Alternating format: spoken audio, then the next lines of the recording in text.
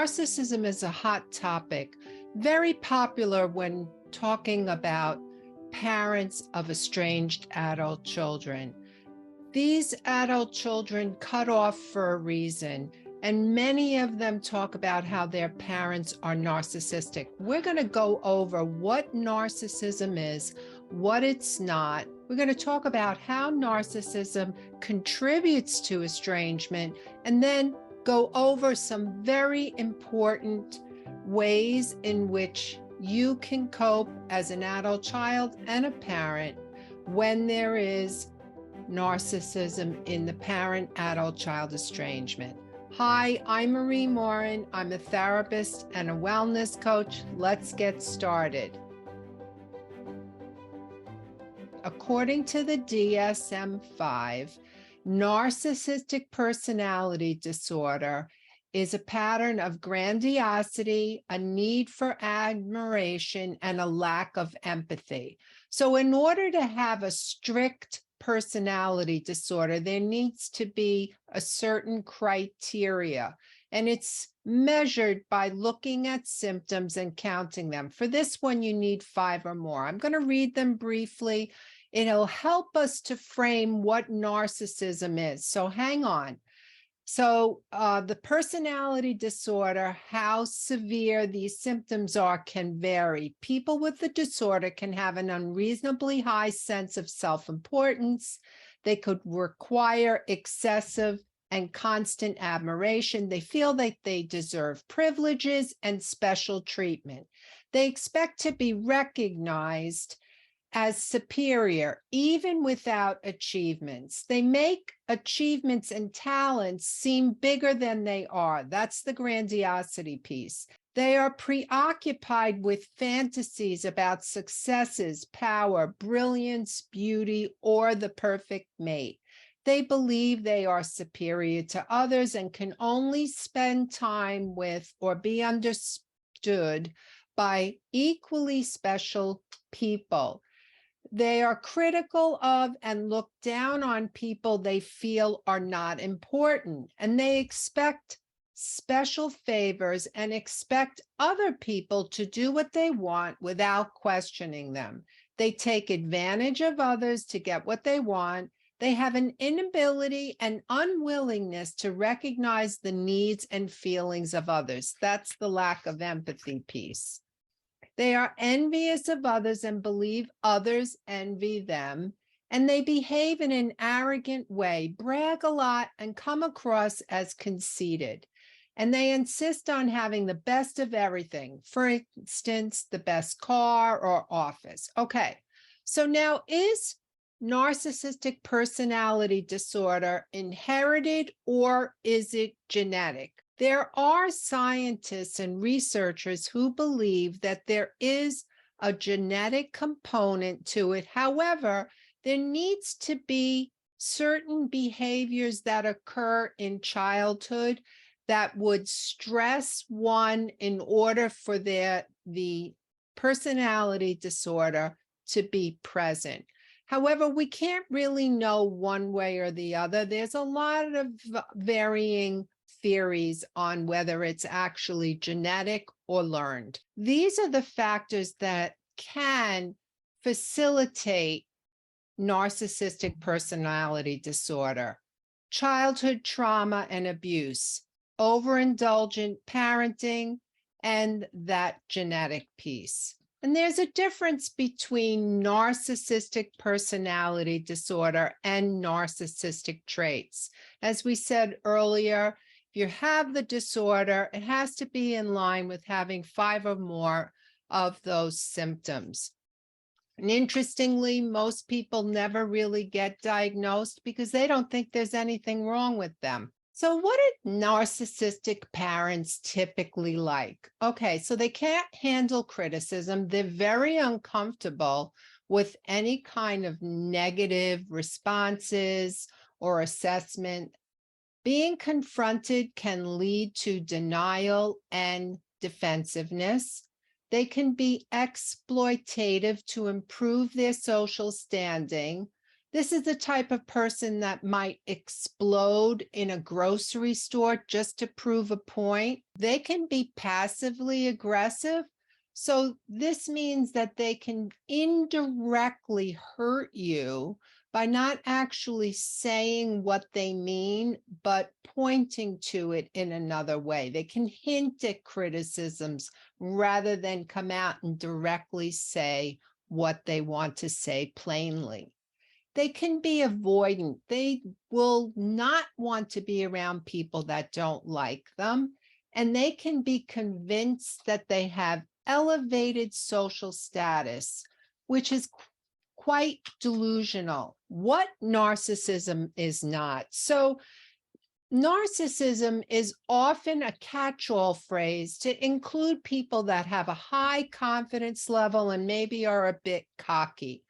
Now, in order to have the narcissistic personality disorder, remember, we have to have the criteria, but you can have narcissistic traits. So someone could have a trait, for example, being kind of grandiose, but it doesn't necessarily mean that they have the disorder. Here's a few things we want to review and consider. Narcissistic personality disorder can cause various problems, such as difficulty forming and maintaining relationships, to an excessive need of admiration and validation. While there are abusive parents, there's something particularly insidious about narcissists who prey on children. Narcissistic parents are often emotionally abusive, controlling, manipulative. They may use their children as pawns in their games, manipulate them with guilt, gaslight them into believing they are never good enough. And most of that arises because of their passive aggressive behaviors. This can have a lasting effect on children who may grow up feeling unworthy, unloved, and very much not cared for. Growing up in a home with narcissistic parents can be traumatic. Adult children who were raised by narcissistic parents frequently cut off. There's just no other way to say it. Unfortunately, for the parents, if they have no insight into their behaviors whatsoever, because narcissistic parents rarely do, but adult children tend to cut off because they come to understand that when they were children, when they were young adults, when they were adults, the relationship was extremely unhealthy for them. And we hear a lot about how adult children or even parents need the feeling of safety in a relationship. This means that when you're around them, you don't feel threatened. You know you're going to be okay. But when there has been this safety that's been taken away from you, adult children think, consider, understand that it's absolutely necessary for them to disengage from the relationship and cut ties. Narcissistic parents can be not only self-involved, but as we talked about, they can be abusive, they can be demanding, they could be highly critical. Their gaslighting is extremely discomforting for adult children. So as you can see, this sets the stage for the feelings of unsafety that we talked about, but also a way out for the adult child to say, I really cannot live in this unmanageable situation. Adult children may seek the help of a therapist or a professional in helping them navigate the trauma, the difficult discomfort of having a narcissistic parent. Here's some of what may be advised to them.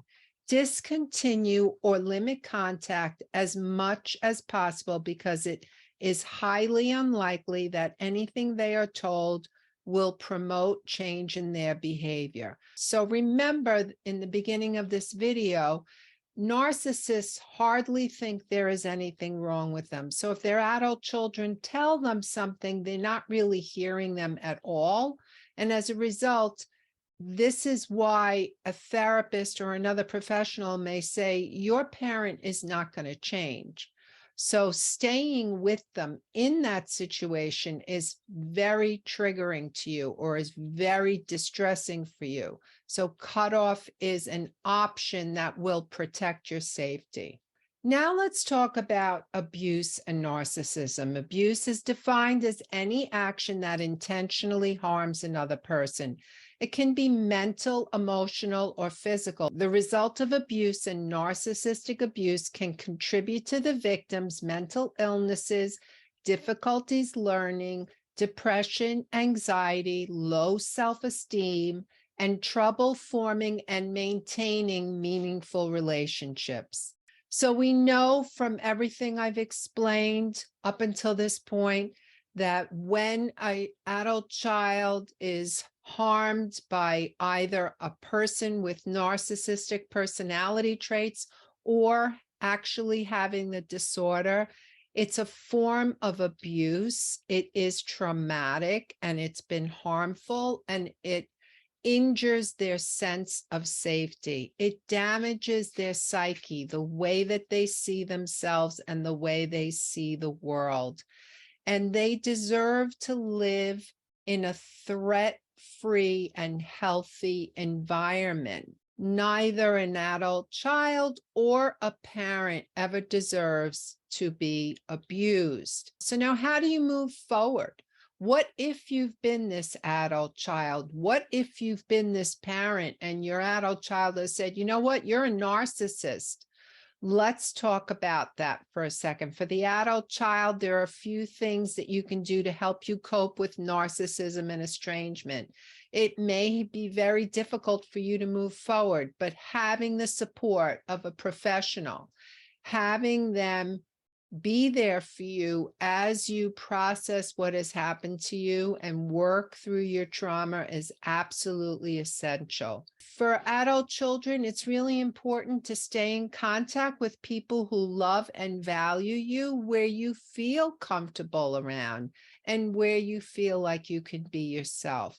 So another thing that's really important to do is to make sure that you do self-care. So self-care is not just about eating well, sleeping well, exercising, drinking water, but it's also about intentionally doing daily practices that help say, I care about my well-being. That can include things like doing prayer, intentions, diaphragmatic breathing, yoga, something that helps regulate you. It's a tough road when there's been trauma. For the parent, you may be thinking, I was definitely not a narcissist. I might have done X, Y, Z.